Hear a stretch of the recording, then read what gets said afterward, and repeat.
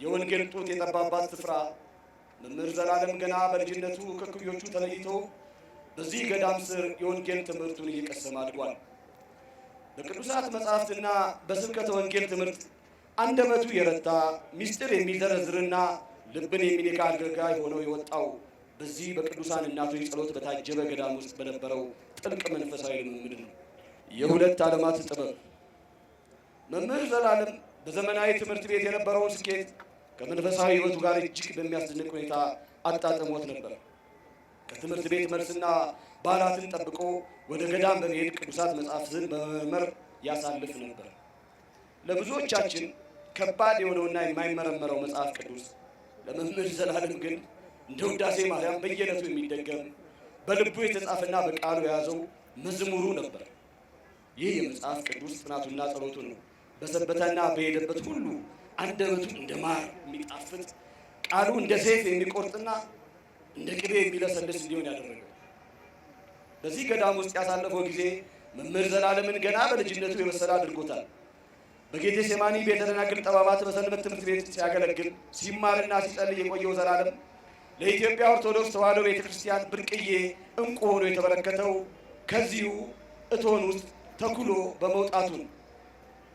ይህ በልጅነት የቀሰመው የወንጌል ፍቅር ነው በኋላ ላይ እስከ አፋር በረሃ፣ እስከ ደቡብ ኦሞ የጂንካ ጫካዎችና እስከ አሜሪካ በመላው አውሮፓና መካከለኛው ምስራቅ አድማሳት ድረስ ወንጌልን በኃይልና በሚስጥር እንዲያስተምር ጉልበት የሆነው። ከአግሮ ኢንዱስትሪ ቴክኒካል እስከ ወንጌል አገልግሎት ዘላለም የከፍተኛ ሁለተኛ ደረጃ ትምህርቱን በሰበታ አጠቃላይ ሁለተኛ ደረጃ ትምህርት ቤት የተማረ ሲሆን ባገኘው የላቀ ውጤትም ወደ ወሊሶ አግሮ ቴክኒካል ስኩል በመግባት ከ1983 እስከ 1985 የ3 ዓመት የሙያ ትምህርት በመማር በኤሌክትሪሲቲ በዲፕሎማ ቢመረቅም የልቡ ጥሪ ግን የያዘው የሰውን ልጅ በወንጌል ኤሌክትሪክ ማብራት ነበር። በወሊሶ ቆይታው ከብፁዕ አቡነ ዲዮስቆሮስ የቀድሞ አባ ወልደ ትንሣኤ ግዛው እግር ስር ሆኖ በሰንበት ትምህርት ቤት አገልግሎቱን ጀመረ። የ12ኛ ክፍል ውጤቱ ለከፍተኛ ኮሌጅ ቢያበቃውም እርሱ ግን የእግዚአብሔር መንግሥት ቀድማለች ብሎ ራሱን ለቤተ ክርስቲያን አገልግሎት አሳልፎ ሰጠ። ብፁዓን ሊቃነ ጳጳሳት፣ የገዳማት አድባራት አባቶች የሚሰጡትን ምስክርነት ሳያካትት ካከናወናቸው ዋና ዋና ስራዎች በጣም እጅግ በጣም ባጭሩ ደቡብ ኦሞ ገጠራማ ስፍራዎች መምህር ዘላለም ወንድሙ ስለ ጥምቀቱ ወልደ ሰማዕት የከተማ አገልጋይ ብቻ አልነበረም።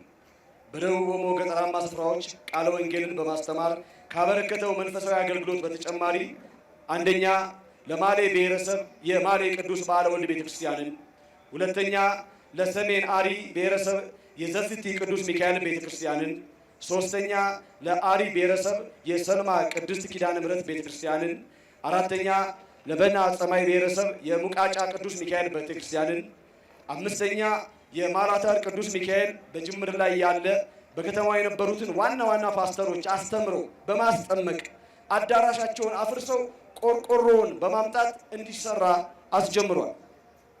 ጉሙዝ፣ ጋምቤላ፣ ጂንካ መምህር ዘላለም ወንድሙ ስመ ጥምቀቱ ወልደ ሰማዕት በ2003 ዓመተ ምህረት ከጠረፋማውና ከገጠሪቱ የሀገራችን ክፍሎች የተውጣጡ 38 ልዩ ልዩ ቋንቋ ተናጋሪ ደቀ መዛሙርትን መልምሎ ከየሀገረ ስብከታቸው ማስረጃ ጽፎ በማስመጣት ሙሉ የስልጠና ወጪያቸውን በመሸፈን በጽርሐ ጽዮን የስልጠና ማዕከል እንዲማሩ በማድረግ ስልጠናቸውን ሲያጠናቅቁ የአገልግሎት ልብስና መጽሐፍ ቅዱስ ገዝተው በመስጠት ወደ የመጡበት አካባቢ ተመልሰው በቋንቋቸው እንዲያገለግሉ አድርጓል። ጅጅጋ መምህር ዘላለም ወንድሙ ስመ ጥምቀቱ ወልደ ሰማዕት ሐምሌ 28 ቀን 2010 ዓ.ም በጅጅጋ በደረሰው ችግር የተጎዱትን ለማጽናናት በስፍራው ጉባኤ በማዘጋጀት ማህበረ ምዕመናንን ከማጽናናቱ በተጨማሪ ሰዎችን በማስተባበር ከ1,500,000 ብር በላይ በማሰባሰብ በወቅቱ ለተጎዱ የሀገረ ስብከቱ ማህበረ ካህናት ድጋፍ እንዲያገኙ በመርዳት የቤተ ክርስቲያን ልጅነቱን አሳይቷል። ሰበታ ቅዱስ ገብርኤል መምህር ዘላለም ወንድሙ ስመ ጥምቀቱ ወልደ ሰማዕት ለ57 አይነ ስውራን በተለያዩ ጊዜያት ድጋፍ ከማድረጉ በተጨማሪ ለዘለቄታቸው ራሳቸውን የሚችሉበትን ቦታ ለመግዛት እንቅስቃሴ አስጀምሯል።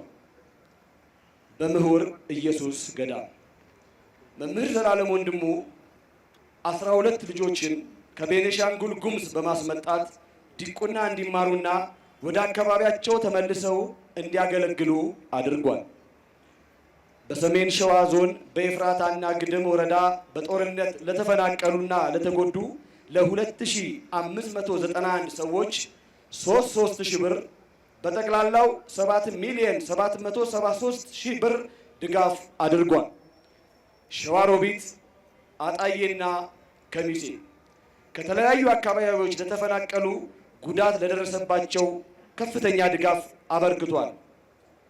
ደብረ ዘይት መምህር ዘላለም ወንድሙ ስመ ጥምቀቱ ወልደ ሰማዕት ከቢሾፍቱ ከተማ በቅርብ ከሚገኘውና የኢትዮጵያ አውሮፕላን ተከስክሶ ብዙ ሰው ባለቀበት ኤጀሬ ቦታ ላይ በአካል ተገኝቶ በማጽናናት የምስራቅ ሸዋ ሀገረ ስብከት ሊቀ ጳጳስ ብፁዕ አቡነ ጎርጎርዮስን በማስፈቀድ የተለያዩ ሰዎችን በማስተባበር የቅድስት ልደታ ቤተ ክርስቲያንን አስተክሎ ጥር 30 ቀን 2018 ዓ.ም በአካል በመገኘት ብፁዓን ሊቃነ ጳጳሳት ባሉበት አስመርቋል።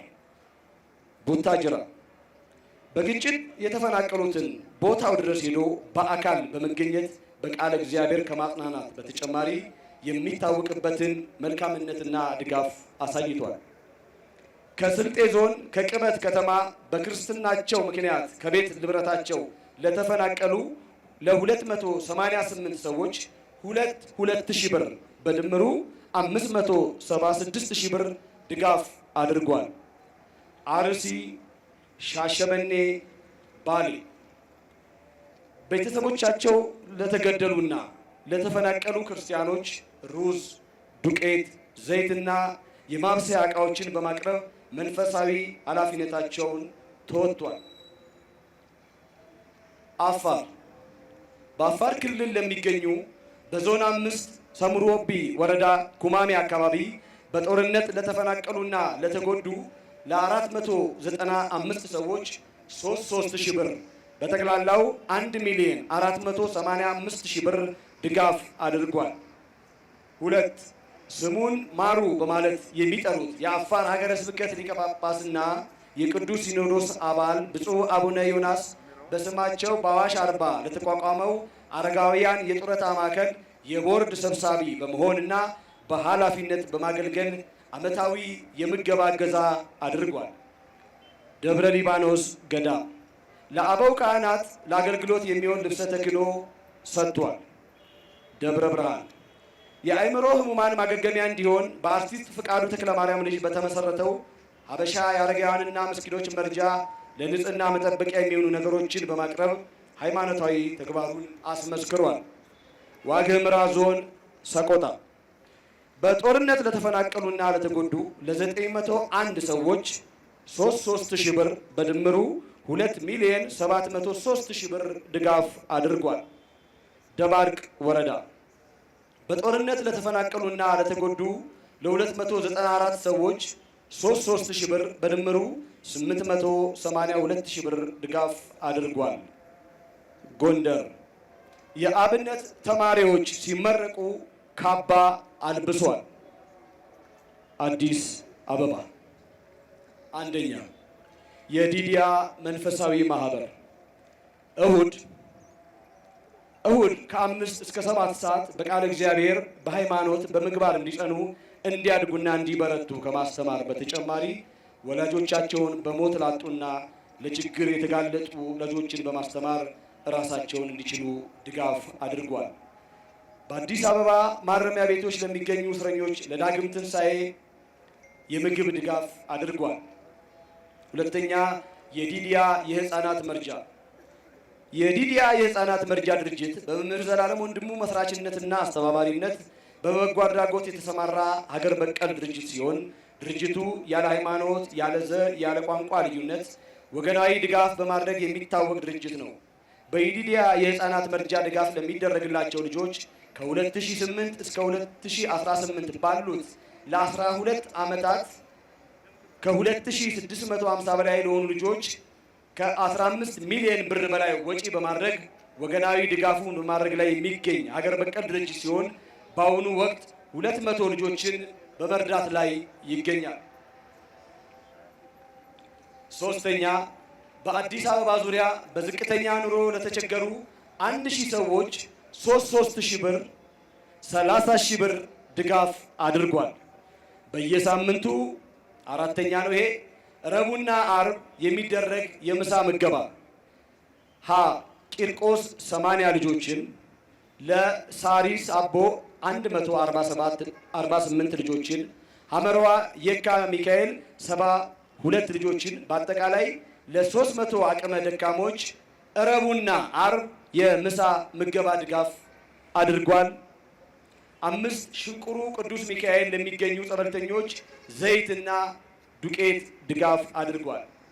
6ኛ ወንጌለ ዘላለም ከተባለው የዩቲዩብ ቻናላቸው ወይም ቻናሉ ከሚገኘው ገቢ ግቢ ገብርኤል የወደቁትን አንሱ እንጦጦ ማርያም ለሚገኙ አቅመ ደካሞች በበዓለ በራቅሊጦስ የዘይትና ዱቄት ድጋፍ አድርጓል። መምህር ዘላለም ወንድሙ ስመ ጥምቀቱ ወልደ ሰማዕት ለአገልግሎት በሄዱበት በሀገር አሜሪካ ባጋጠማቸው ድንገተኛ ሕመም የካቲት 28 ቀን 2018 ዓመተ ምህረት በተወለዱ በ49 ዓመታቸው ከዚህ ዓለም ድካም አርፏል። የመምህር ዘላለም ወንድሙ ስመ ጥምቀቱ ወልደ ሰማዕትን ነፍስ በቅንነት በታማኝነት ያገለገሉ አምላክ ካገለገሉት መካከል ከአብርሃም በይስሐቅ በያዕቆብ እቅፍ ያኖርልን። ለኦርቶዶክሳዊ ተዋሕዶ ቤተ ክርስቲያን ለእኛ ለቤተሰቦቹ ለወዳጅ ዘመዶች ሁሉ ፈጣሪ መጽናናትን ያድልልን።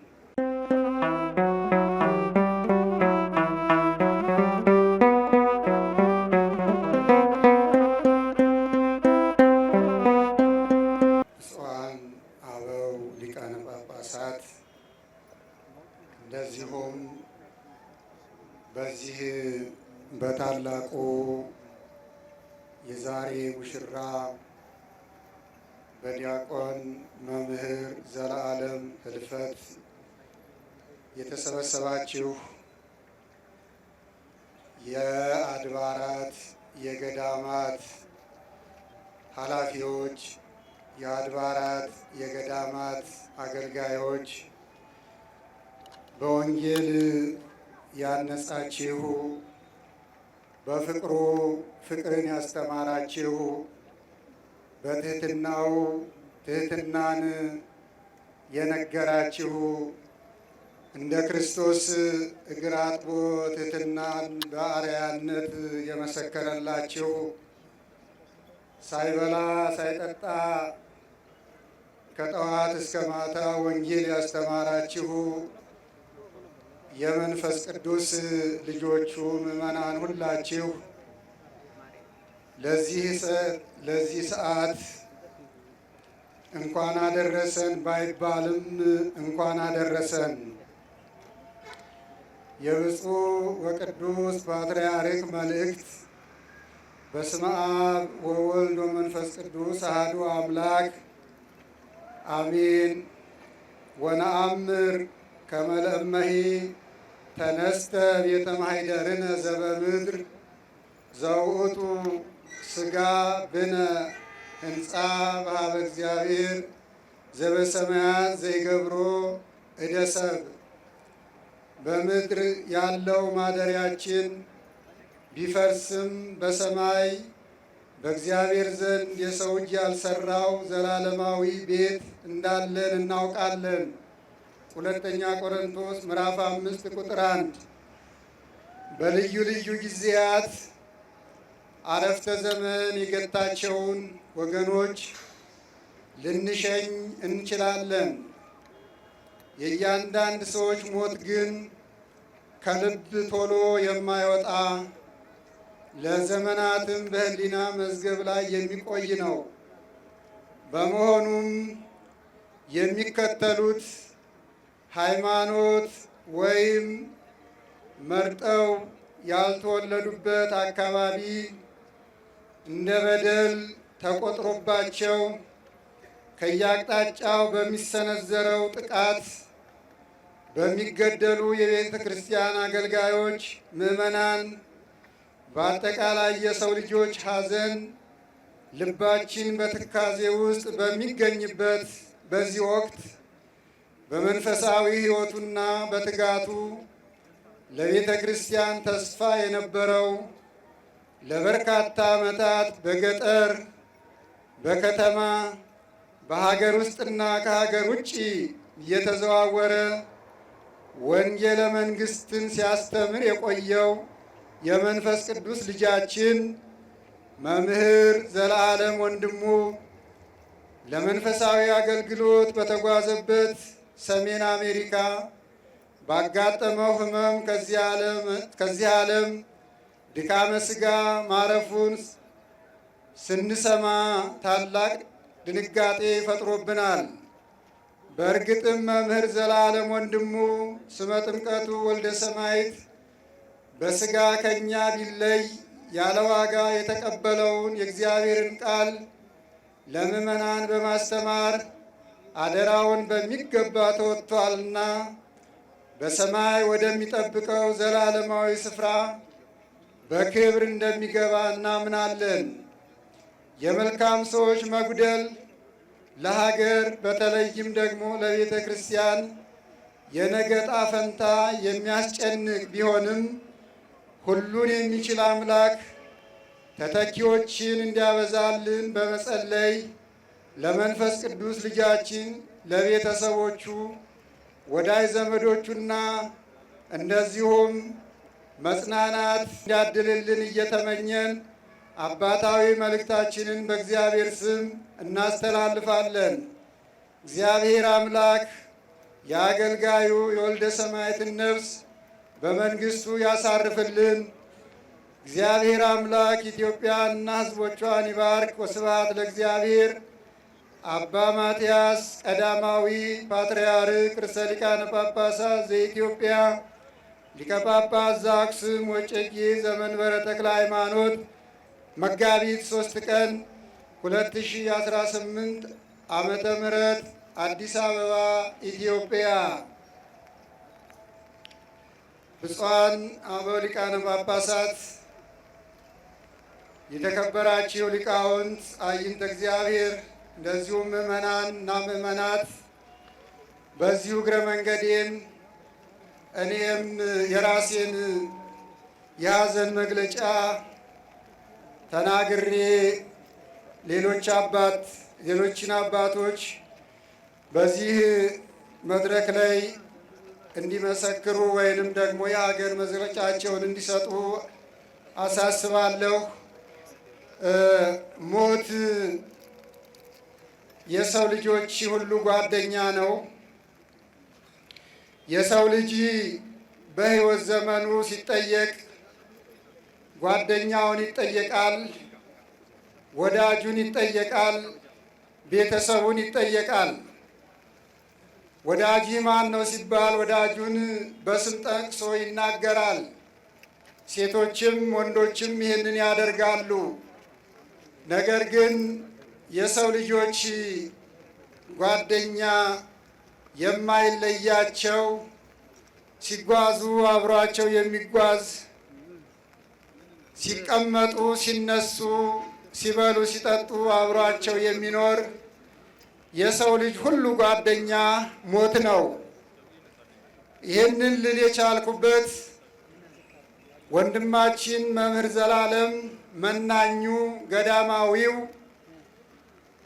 የቅዱሳን አባቶቻችን ገዳማት ባሉበት ቅዱሳን መካናት ክብራቸው በሚከበርበት ስማቸው በሚጠራበት ሰዓት በየገዳማቱ በቦታ እየተገኘ የቅዱሳንን ክብራቸውን፣ ዜናቸውን ይህንን ዓለም ጠልተው ለመንግሥተ ሰማያት መጋደላቸውን በየገዳማቱ በየአድባራቱ ሲመሰክር ሲያስተምር የኖረ ወንድማችን ልጃችን መሆኑን በአጽንኦት እንመሰክራለን። መምህር ዘለዓለም ከሚታወቅባቸው መንፈሳዊ አገልግሎቶች በስጦታው በአዛኝነቱ፣ በትህትናው፣ በተሃራሚነቱ የተመሰከረለት ምናልባት በሰማይ ያሉ መላእክት ብናገኛቸው ብናነጋግራቸው ይህንን ይመሰክራሉ።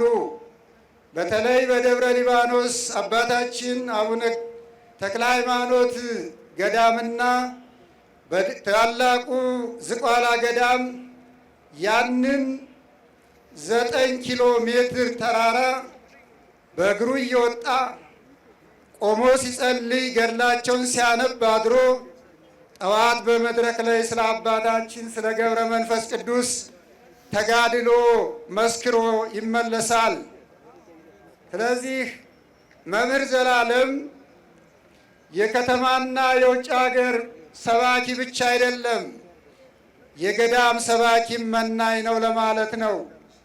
የሰው ልጅ ሞት ነው ጓደኛው ያልኩበት ትልቁ ነገር የካቲት 12 ቀን በየካ ደብረ ሳይል ቅዱስ ሚካኤል ቀደም ብሎ ተገኝቶ እዛ የተሰበሰቡትን እስከ ቅዳሴ ድረስ ሲያስተምር ቆይቶ ቅዳሴ ሲደርስ ወደ መቅደስ ገብቶ አብረን አስቀድሰናል።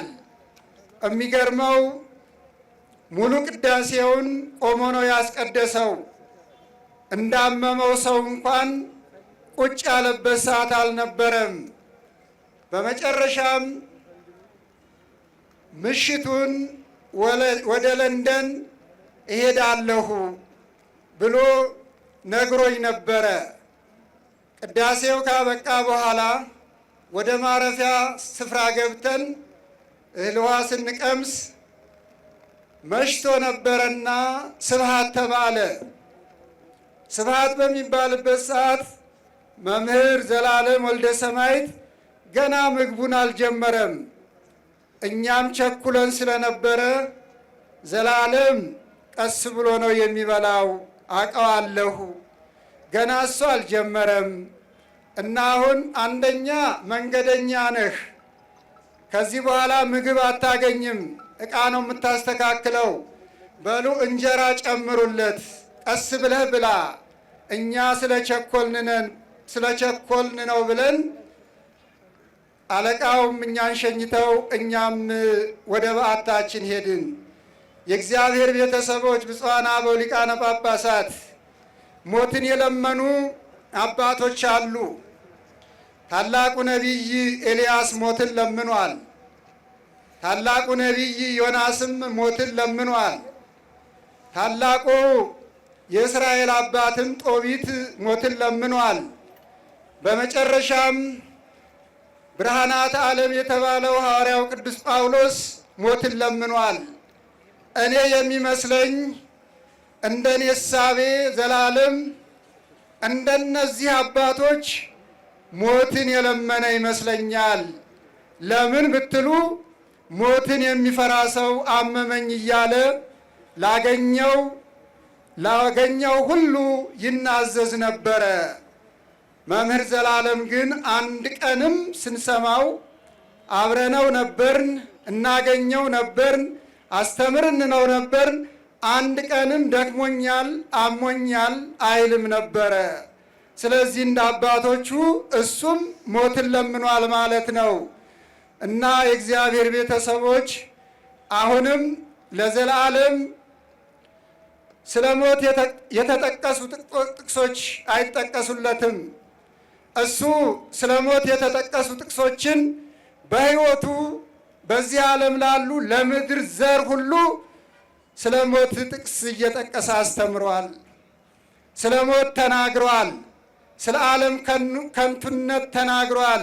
ስለ ዓለም ክፋት ተናግሯልና ወንድማችን ልጃችን ከኛ ይልቅ ወደሚወደው ከእናት ከአባቱ ይልቅ ወደሚቀርበው ወደ ፈጣሪው ስለሄደ ዛሬ ብናዝንም ብንጎዳም ቤተ ክርስቲያን ብታዝንም ብትጎዳም እሱ ግን የመንግሥተ ሰማያት ሙሽራ ሆኖ በእግዚአብሔር በቅዱሳኑ በሚወዳቸው በሚሰብካት በሚያስተምራት በሚያሽሞነሙናት በድንግል ማርያም እቅፍ ስር ነው ያለው። እግዚአብሔር ነፍሱን በገነት ያኑርልን፣ ቤተ ክርስቲያናችንን ያጽናልን፣ ሐዘንተኞችንም ያጽናልን። ወስብሐት ለእግዚአብሔር።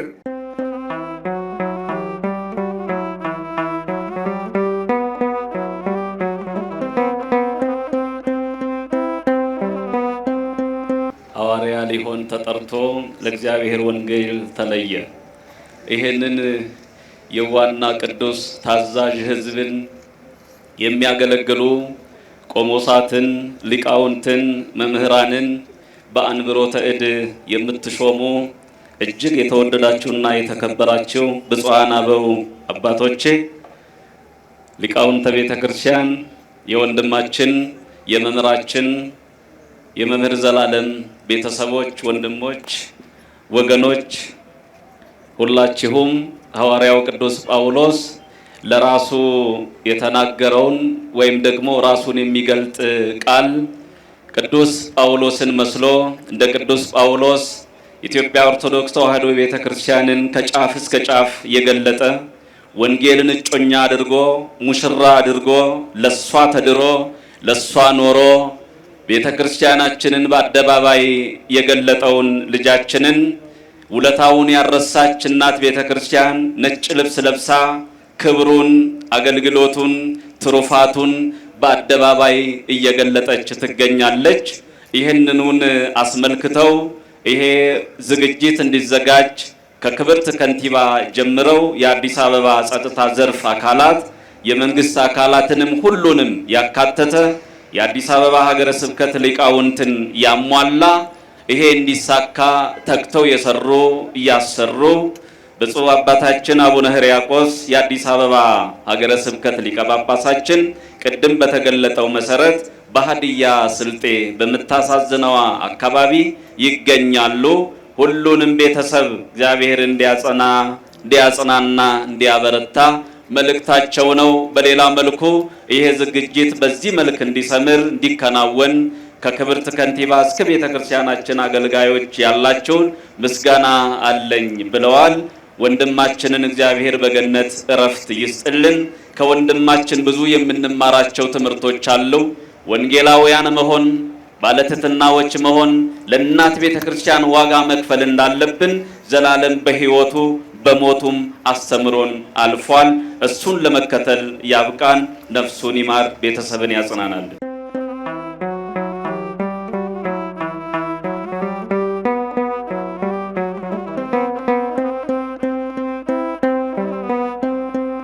ብፁዓን አበው ሊቃነ ጳጳሳት፣ ሊቃውንተ ቤተ ክርስቲያን፣ አባቶቼ ካህናት፣ በወንድማችን በመምህር ዘላለም ወንድሙ ወልደ ሰማዕት ሽኝት ከስራ ፈቃድ ወስዳችሁ ጊዜያችሁን መስዋዕት አድርጋችሁ ለሽኝት የተሰበሰባችሁ ኦርቶዶክሳውያን እናቶች፣ አባቶች፣ ወንድሞች፣ እህቶች ሁላችሁ በእግዚአብሔር ሰላምታ እንደምን ቆያችሁ? አሜን። በዚህ ሰዓት ስለ መምህር ለመናገር አቅምም ጉልበትም ብርታትም አይኖርም። ነገር ግን ሰሞኑን ሁሉ እረፍቱን ከሰማንበት ቀን ጀምሮ ብዙዎቻችሁ ሐዘናችሁን እየገለጣችሁ ስለሆነ ልክ ከቤታችሁ አንድ ሰው እንደሞተ አድርጋችሁ እያዘናችሁ እንዳለ ስለምናውቅ ትንሽ እኔን ያጽናናኝ የዘላለም መንፈስ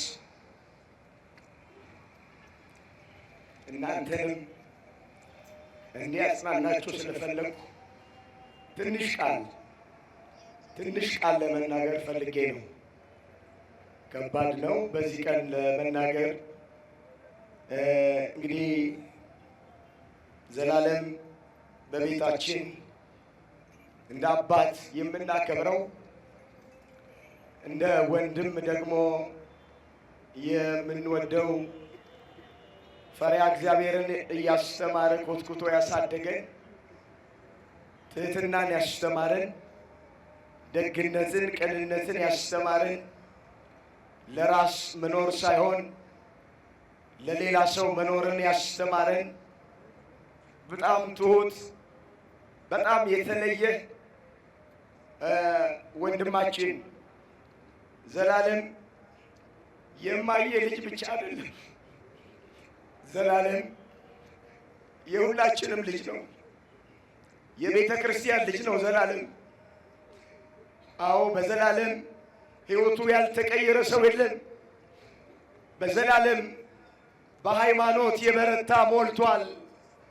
ብዙ ነገር ከዘላለም አግኝተናል። በአገር ውስጥም በአገር ውጭም ያለ ብዙዎቻችሁ እየደወላችሁ ምስክርነት ስትሰጡኝ እንደነበረ በወንድማችን በወልደ ሰማዕት ብዙ በርካታ ነገሮችን አግኝተናል። እንግዲህ ሲሰብከው የነበረውን ሲናገረው የነበረውን በሱ ዕጣ ደርሶበት ዘመን ገጥሞት ተጠርቶ ወደ አምላኩ ወደ እግዚአብሔር ሄዷል። መጽሐፍ የሰው ዕድሜው የተወሰነ ነው፣ የወሩም ቁጥር ባንተ ዘንድ ነው፣ ማንም ሊተላለፍ የማይችለውን ዳርቻ አበጀህለት ተብሎ ተጽፏል። ይህን ጥቅስ ወንድሜ መምህር ዘላለም በሐዘን ቤት ሁሉ የሚናገረው ቃል ነው። አዎ ዕድሜያችን የተወሰነ ነው። በገንዘብ ዕድሜ መጨመር አንችልም። በገንዘብ ዕድሜ መጨመር ቢቻል ኖሮ ለዘላለም ዕድሜ መጨመርንለት ነበረ። በእውቀት ዕድሜ መጨመር አንችልም። በእውቀት ዕድሜ መጨመር ቢቻል ኖሮ ለዘልዬ ዕድሜ መጨመርንለት ነበረ። በስልጣን ዕድሜ መጨመር አይቻልም። በስልጣን ዕድሜ መጨመር ቢቻል ኖሮ ለመምህር ዕድሜ መጨመርንለት ነበረ። ነገር ግን የተወሰነለት ዕድሜ 49 ስለሆነ ወንድሜ ዘላለም በ49 ዓመቱ ትቶን ሄደዋል። በዚህ ዘመን ዘላለም በዚህ ዘመን ቤተ ክርስቲያን ከውጭም ፈተና ባለባት በዚህ ዘመን መጽናናት በምንፈልግበት በዚህ ዘመን ኑሮ በከበደን በዚህ ዘመን ዘልዬ ወንድሜ የኔ መኩሪያ እንድታለቅሱ አይደለም ብታለቅሱም ችግር የለም። እስጢፋኖስ በሞተ ጊዜ ታላቅ ለቅሶ አለቀሱለት ተብሎ በመጽሐፍ ቅዱስ ተመዝግቧል። ግን ወዴት እንደሄደ ስለምናውቅ አድራሻውን ስለምናውቅ አናዝንም። እኛ ከሞት በኋላ ሕይወት አለን፣ ከመቃብር በኋላ ትንሣኤ አለን። ዘላለም ወደ እግዚአብሔር ለመሄድ ነው ያረፈው። ዛሬ ከእግዚአብሔር ጋር መኖር ከጀመረ 5ኛ ቀን ነው። አምላካችን እግዚአብሔር ወንድማችንን ነፍሱን ስለተቀበለልን እናመሰግነዋለን። ነፍሱ ይረፋ አንልም፣ ነፍሱን ተቀበላት አንልም። ሙሉ ጊዜውን ለእግዚአብሔር የሰጠ ነው። ያባከነው ጊዜ የለም። ወገኖቼ ከታሰሩት ሲጠይቅ፣ የተራቡትን ሲያጎርስ፣ የተጠሙትን ሲያጠጣ፣ የተቸገሩትን ሲረዳ ዘላለም ቤታችን ውስጥ አናገኘው። እናቴ ዘላለም ሁሌ እንደናፈቃት ነው። አታገኘውም ዘላለምን። ሁልጊዜ አገልግሎት፣ ሁልጊዜ አገልግሎት፣ ሁልጊዜ አገልግሎት ነው።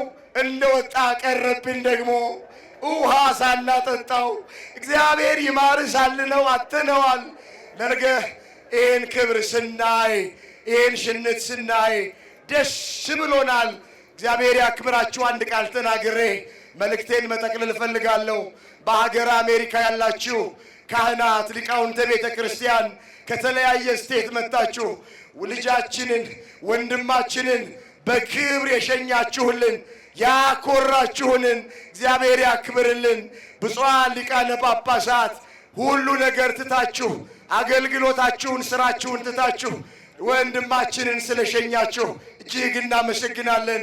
የዘላለም ልጆች ኦርቶዶክሳውያን በሙሉ ይሄ ድምፅ የሚሰማችሁ ክብር ይግባችሁ። ባስቀረልን ወንጌል በሃይማኖት ጸንተን እንድንኖር አምላካችን እግዚአብሔር ሁላችንንም ይርዳ። የሁላችንን መጨረሻ እግዚአብሔር ያሳይ።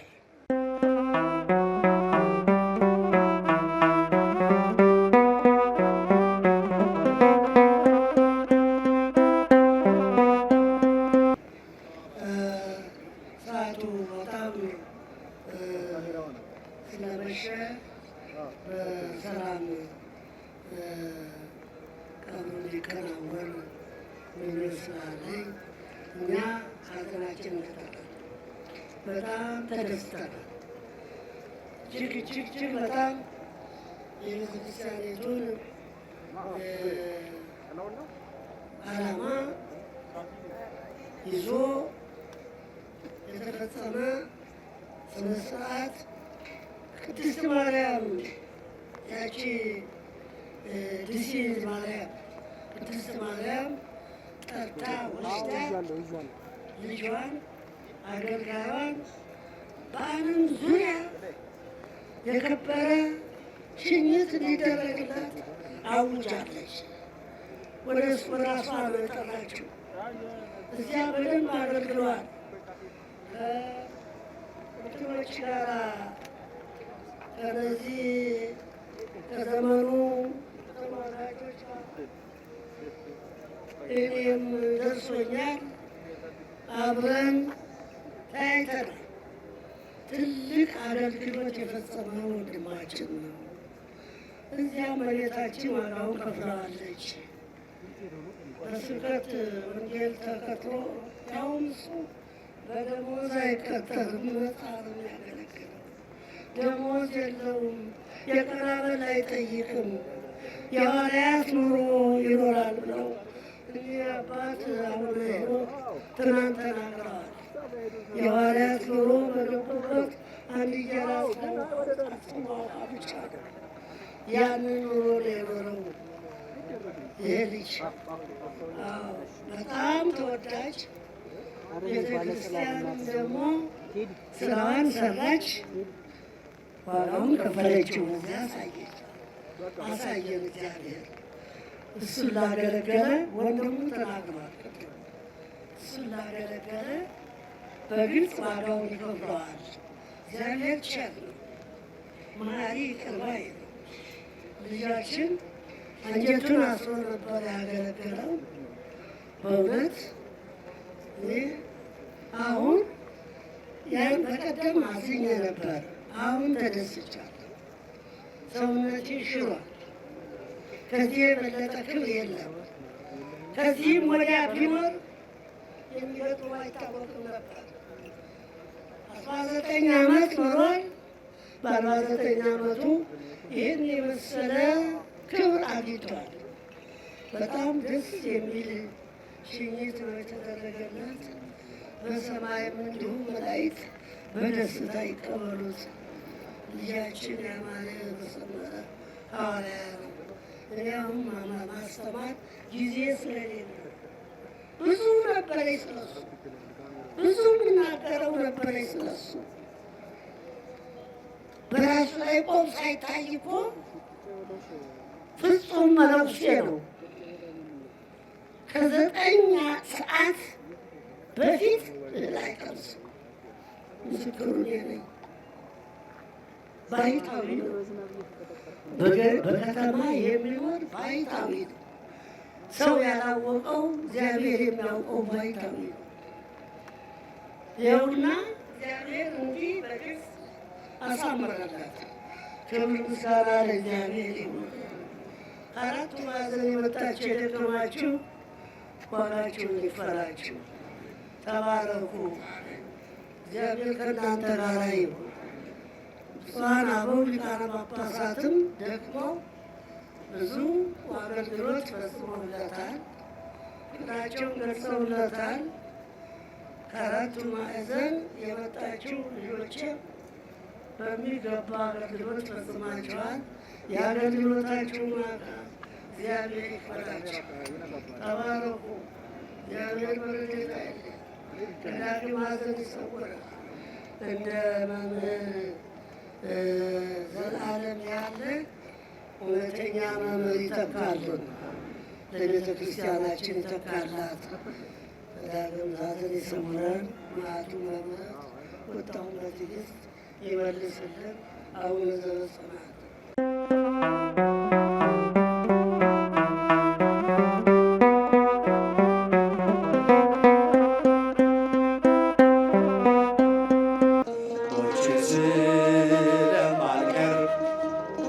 ትንሣኤው ስላለኝ በተስፋይቷ ቤት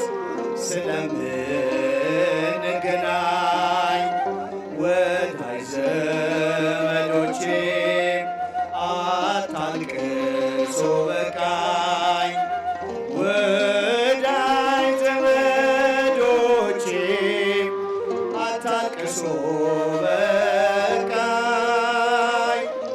አታልቅሱ በቃኝ። ሞቼ ስለማልቀር ትንሣኤው ስላለኝ በተስፋይቷ